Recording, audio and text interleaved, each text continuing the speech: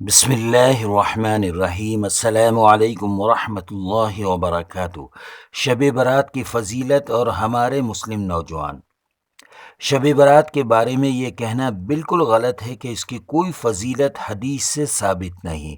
حقیقت یہ ہے کہ 10 صحابہ کرام رضوان اللہ علیہم اجمعین سے احادیث مروی ہے جن میں نبی کریم صلی اللہ علیہ وسلم نے اس رات کی فضیلت بیان فرمائی ہے۔ ان میں سے بعض احادیث سند کے اعتبار سے بے شک کمزور ہے، اور ان احادیث کے کمزور ہونے کی وجہ سے بعض علماء نے یہ کہہ دیا ہے کہ اس رات کی فضیلت بے اصل ہے۔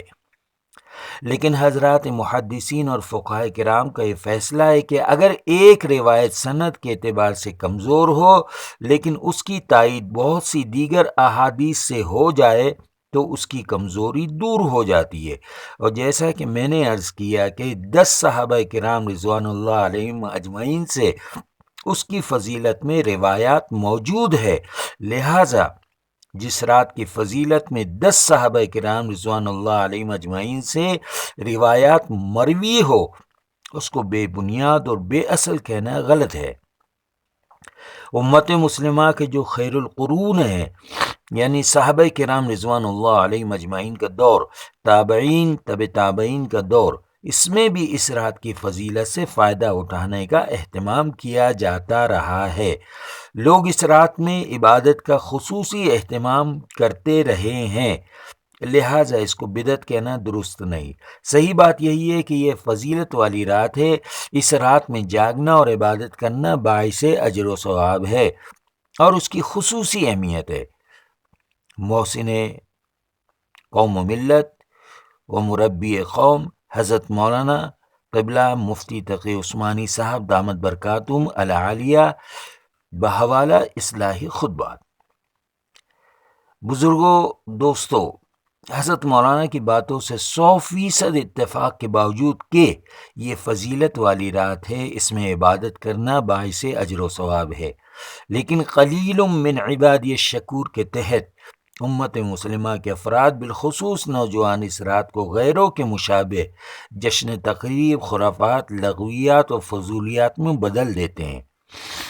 اس رات کے جو سائیڈ ایفیکٹ سامنے آتے ہیں اس سے لگتا یہی ہے کہ کاش امت مسلمہ کے نوجوان اس رات خود بھی سکون سے سو جائیں، اوروں کو بھی سکون سے سونے دیں۔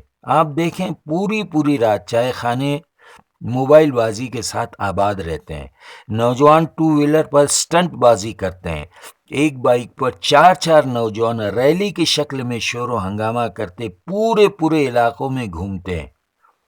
اس رات کتوں اور گدھوں کی شامت آتی ہے، ڈی جے بجتے ہیں، پٹاخے داغے جاتے، قبرستان میں میلے ٹھیلے جیسا سما ہوتا ہے۔ برادران وطن جو مسلم محلوں میں سوسائٹیز میں رہتے ہیں وہ سخت اذیتوں سے گزرتے ہیں۔ ایک غیر مسلم انسپکٹر صاحب نے کبھی مجھ سے کہا تھا کہ مولانا صاحب، آپ کی یہ 3 راتیں ہمارے لیے سخت درد سر اور آزمائش کا باعث ہوتی ہے۔ ممبئی میں تو لوکل ٹرینوں کے ساتھ اسٹنٹ بازی کرتے، سیلفی لیتے نوجوان نظر آتے ہیں، اپنی جانوں کو جوخم میں ڈالتے۔ اکثر دوسرے روز کسی نہ کسی گھر کے چراغ کے بجھنے کی خبر آتی، دکانوں کے شٹر بجائے جاتے ہیں۔ منہ میں گٹکے لیے پورے روڈ کو رنگین بنانے میں ہمارے نوجوان کوئی کسر نہیں چھوڑتے، بجائے اس کے کہ ہمارے نوجوان عبرتناک حالات سے سبق لیتے ہیں، ناصر جنید کی موت سے کوئی سبق سیکھتے۔ رات بھر جاگنے والے نوجوان صبح عین فجر کے وقت خواب خرگوش میں چلے جاتے ہیں۔ پچھلے دنوں سوشل میڈیا پر ایک ویڈیو دیکھا، ایک 19 سالہ نوجوان ڈانس کرتے کرتے رخصت ہو گیا۔ کاش ہمارے نوجوان اس رات کا صحیح فائدہ اٹھاتے، نہ معلوم ہمیں آئندہ شب برات ملے نہ ملے۔ پورے ادب و احترام کے ساتھ ہم قبرستان جائیں، بھلے ہی سال میں ایک بار جائیں، اس مقام عبرت پر جا کر اپنے مرحومین کے لیے اصال ثواب کریں۔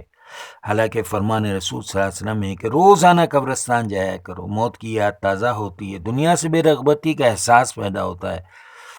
ہریانہ میں جنید اور ناصر زندہ جلائے جا رہے تھے، اور یہاں ہمارے نوجوان خواجہ کی چھٹی کے نام پر چل چھیاں چھیاں چھیاں نام کا بےہودہ گانا بجا رہے تھے، گٹکے کھا کر پچکاریاں مار رہے تھے۔ وہ سیاسی لوگ نہایت ظالم ہے جو ہمارے نوجوانوں کو برباد کر رہے ہیں۔ ایک دن ضرور خدا کے عذاب اور پکڑ کا شکار ہوں گے۔ اپنے سیاسی مفاد کے لیے پیسوں کی گرمی اور اقتدار کی مستی انہیں ہوش میں لانے کے لیے تیار نہیں۔ وہ اللہ اور اس کے رسول صلی اللہ علیہ وسلم کی سنتوں کا مذاق اور ان کی تعلیمات سے بغاوت کر کے دنیا و آخرت میں سکون سے رہ سکیں گے؟ ہرگز نہیں۔ وہ والدین جو کمسن بچوں کو اس رات بائک دے کر خود مسجد کا کھوٹا بنتے ہیں کہ جاؤ بیٹو کتے مارتے پھرو، ہم ثواب حاصل کر رہے ہیں، ان کی کوئی عبادت اس رات قبول نہیں ہوں گی۔ اللہ تعالی ہم سب کی حفاظت فرمائے، آمین ثم آمین۔